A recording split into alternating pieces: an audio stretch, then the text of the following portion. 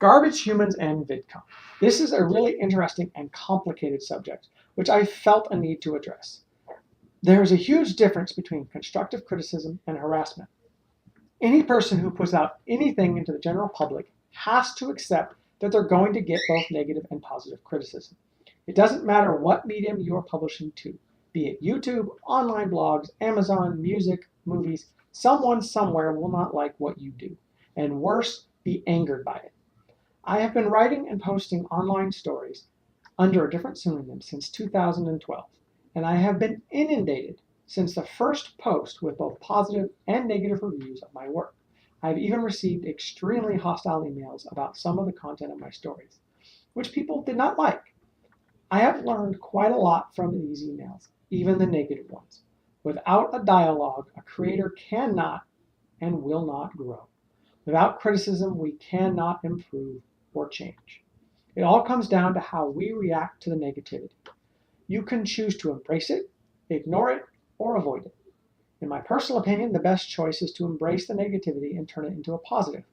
When I get a hostile response to my work, I try and contact the person if possible and open a discussion on what exactly they did not like about my work. If the person continues to be openly hostile or aggressive without any constructive input, I then cut off communication and ignore their future comments, as there is no value. If they respond with constructive criticism, then the dialogue continues and my writing improves, from looking at what I've written from a different person's perspective. The only true harassment is direct threats or attacks against you as an individual. A criticism against what you have created or what you have said is not harassment. That is dialogue and a constructive criticism. You cannot claim to be a victim under constant attack if you block all responses to your work, refuse to have a dialogue with those who disagree with you, or are so closed-minded to the opposite opinions of others that you see anything that is contrary to your point of view as a personal attack or harassment. Sitting in an audience for a panel, making a response video, or even responding to someone's creative work in a negative manner is not harassment. It's being an individual. And individuals will have different opinions about things. Most people will disagree on something, and no one will agree about everything. There will always be people who have different points of view or opinions, and they will express them in different and variety of ways. Some will be hostile, some will be constructive, but in the end, that is the person's point of view and opinion. It's not harassment. Harassment is when someone personally attacks or threatens you for your opinion or for your creative work. Now, when giving constructive criticism, especially about opinion pieces or political thoughts, sometimes the work gets mixed up with the person. However, in the end, as long as threats of violence or aggression are not included, it's not harassment. In most cases, the person doing the criticism got caught up in the mood and don't even realize they said something that could be considered threatening. The best recourse for this type of criticism is to provide feedback to the aggressor, preferably non-adversarial feedback, and try your best not to be defensive or aggressive yourself. Let them know what parts of their criticism or their response you felt was inappropriate or threatening. As for what happened at VidCON between Anita Sarkeesian and Sargon, in my personal opinion, Anita was in the wrong. Sargon did not do anything with the intention of provoking Anita, other than sitting on a panel. The actions and responses of Sargon and the rest of the anti-SJW YouTubers at the other panels show clearly their intent, which was not anything close to what was claimed. They went to the multiple panels that contained feminist and SJW panelists. They did not mock, insult, or discredit any of these panelists. On several occasions, they were even seen clapping and agreeing with things that panelists were saying. Not only that, but they encouraged and engaged in pleasant, constructive conversation with several of the panelists and other feminist YouTubers during VidCON. Many of these YouTubers had been the previous recipients of their criticisms and response videos. They talked with the anti-SJW folks and expressed their concerns with how some of these responses were handled.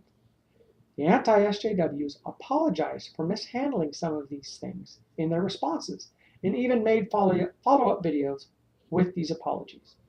If their intent were to harass, discredit, or belittle anyone, then they would not have had these open discussions. In my opinion, based on watching many of Sargon and other anti-SJW videos, Anita does not get harassed for being a woman or for attempting to fight for basic humanity of women. They give critical responses to the things she is saying and point out the fallacies in her logic. They call her on the disingenuous things she does and says, like using other people's YouTube game footage without giving them credit for it, making it appear to the viewers of her channel that she is actually playing the games, and to push her incorrect narratives on these games. Many of the respondents actually played the games she was discussing and pointed out the false narrative in regards to many of them. She also falsely claims that a game specifically targets women in a negative manner, when in fact the game allows for all NPCs, male or female, to be targeted. This is not harassment. This is constructive criticism, pointing out the flaws in her work. If she was really interested in producing quality work, she would watch these negative responses and use the negative reviews she receives as the constructive criticism it is, trying to improve her work to produce better videos that are not so easily debunked.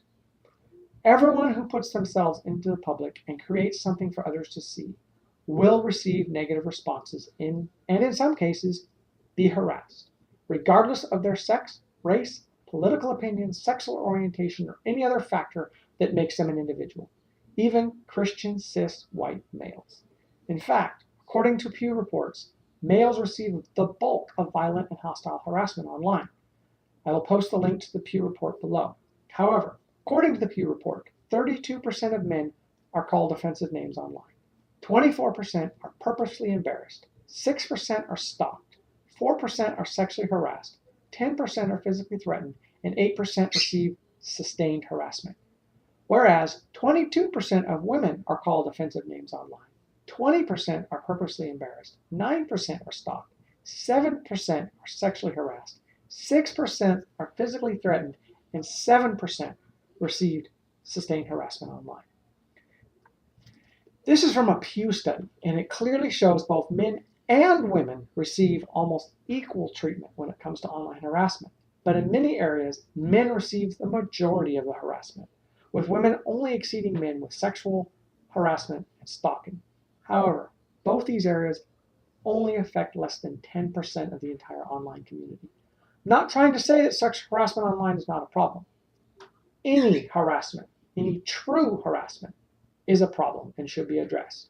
But to say that only women get harassed or refuse to acknowledge that harassment is a universal problem that it is illogical and belittles the problem as a whole.